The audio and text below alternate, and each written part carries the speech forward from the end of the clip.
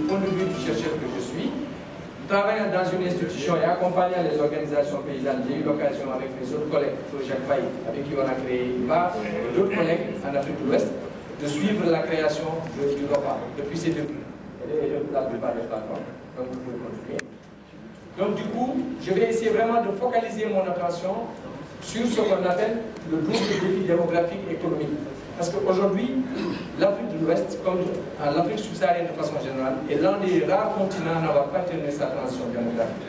Donc cela veut dire simplement que, quels que soient les efforts que nous allons faire, quelle que soit la volonté des paysans de nourrir leurs concitoyens, ce qui est clair, c'est que si on ne prend pas en charge la question du défi démographique, on risque d'avoir effectivement des problèmes.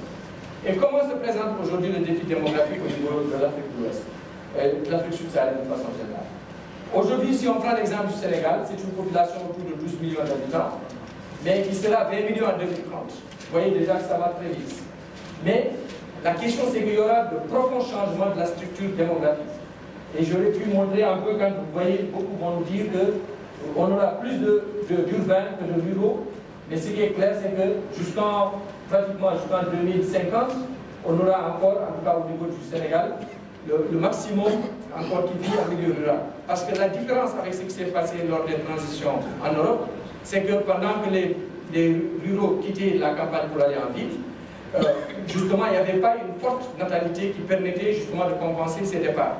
Or, l'Afrique va être dans un contexte extrêmement particulier et va être l'un des rares continents à avoir géré justement cette complexité. Parce que non seulement il y aura des gens qui vont partir en ville, mais il y aura d'autres aussi qui vont naître et qui vont rester en milieu rural.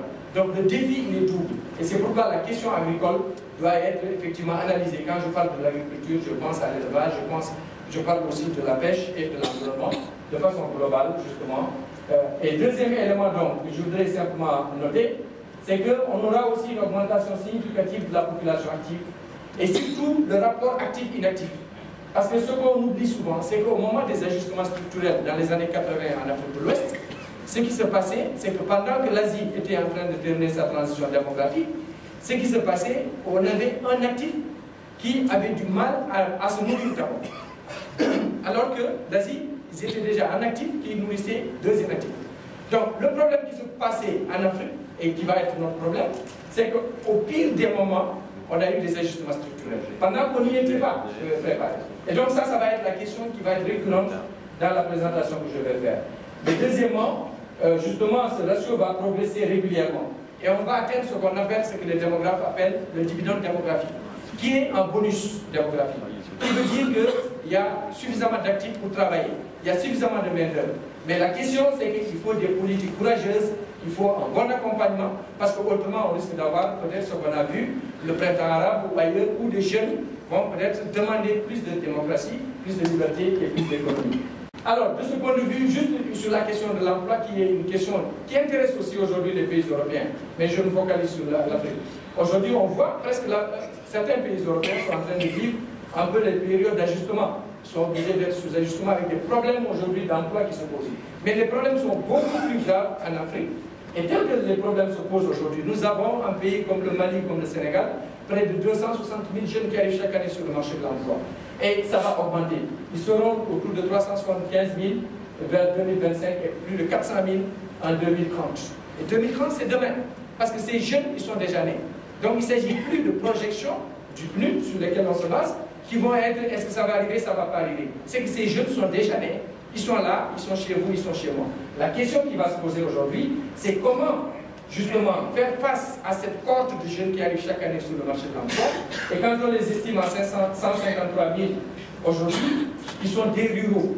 C'est ce qu'on nous dit. Sur les 165 000, aujourd'hui, ils seront 165 000 pendant 2025.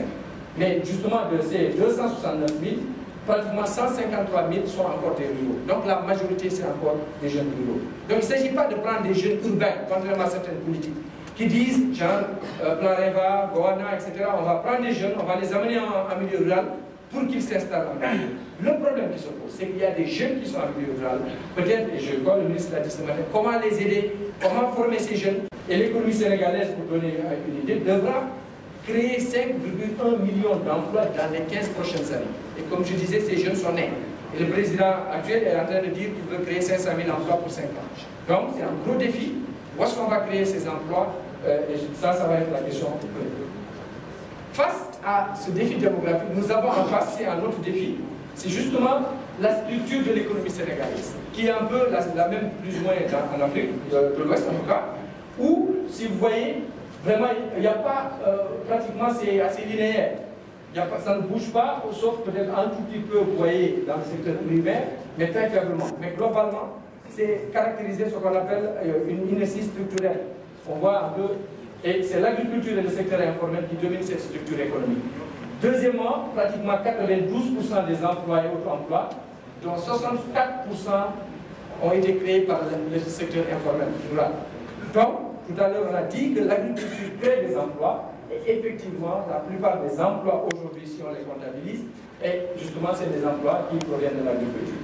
Et le secteur agricole emploie au moins 65% des actifs, et le secteur informel en 70 et 90% de l'emploi total non agricole.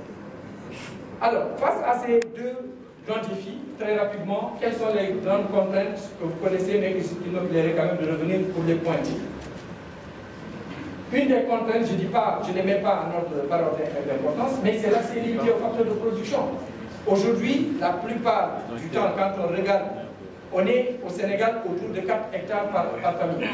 En active culture, à peu près 0,5 hectares, disons 0,5 hectares par actif. Et le problème est ce même actif, dans les années 60, il cultivait quasiment un hectare.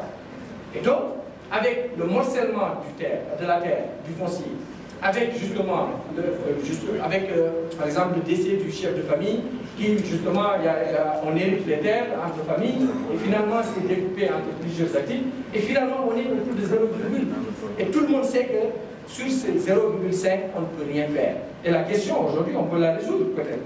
Est-ce qu'il faut donner la terre à d'autres investisseurs qui peuvent aussi avoir leur place, mais quelle forme? Comment le faire? Et ça, justement, c'est le gros défi sur lequel il faudrait peut-être qu'on arrive à discuter. L'autre élément, et contrairement à ce qui s'est passé dans les autres continents, c'est que quand même nous avons aussi des changements climatiques. Même si l'Afrique quand même a eu à s'y adapter depuis les années 70 avec les sécheresses. Et donc, ça montre effectivement une capacité d'adaptation plus ou moins pour aller vite. L'autre élément, c'est que cette démographie entraîne justement, je disais tout à l'heure, le morcellement du foncier et plus ou moins l'exclusion, même si l'exclusion, c'est des faits sociaux qui remontent à la tradition, mais quand même, c'est une des justifications qu'on met sur la table. Parce qu'on dit que si on n'a que 0,5, comment faire pour que la femme accepte, comment faire pour que le jeune accepte? Or, la question qui se pose, on a vu chaque fois que la volonté politique y était, par exemple avec les aménagements hydro-agricoles, on a réussi à sécuriser en disant 10% ou 15% doivent aller aux femmes, tant nombre de pourcents doivent aller aux jeunes. Donc on connaît la foi. Pourquoi nos États ne le font pas? Certains de nos États préfèrent peut-être mettre des tunnels. Quelle est la question aujourd'hui pertinente entre avoir des tunnels en ville et peut-être développer le réseau routier pour connecter le bassin de production et le bassin de consommation? Comment faire pour connecter les différents marchés? La question elle est là et je crois que les organisations paysannes ont un rôle extrêmement important à jouer à ce niveau. L'autre élément aussi, c'est la faiblesse de l'accès au marché, je l'ai dit, avec des prix très peu incitateurs, mais également une faible structuration des filières. Et ça, c'est de la responsabilité des organisations, même s'il y a une volonté aujourd'hui de prendre le profil économique en charge et d'améliorer le niveau économique de leur organisation. Si elle reste faiblement productive, je crois qu'il y a un défi que les organisations paysannes ont lancé aux États, et aux bailleurs de fonds et aux autres acteurs, et aux privés. Aujourd'hui, la question, c'est de dire, si vous êtes prêts à investir, venez, on va investir ensemble. Mais ça ne veut pas dire avoir un modèle en régie, où par exemple on achète vos terres, ça devient des enclaves agricoles, et on vous exclut, vous devenez des ouvriers agricoles. Mais comment faire de façon intelligente, durable, concertée, pour que ces organisations, ces paysans aussi, puissent soit élargir ce qui est possible d'élargir dans notre espace, et ça c'est le rôle de l'État.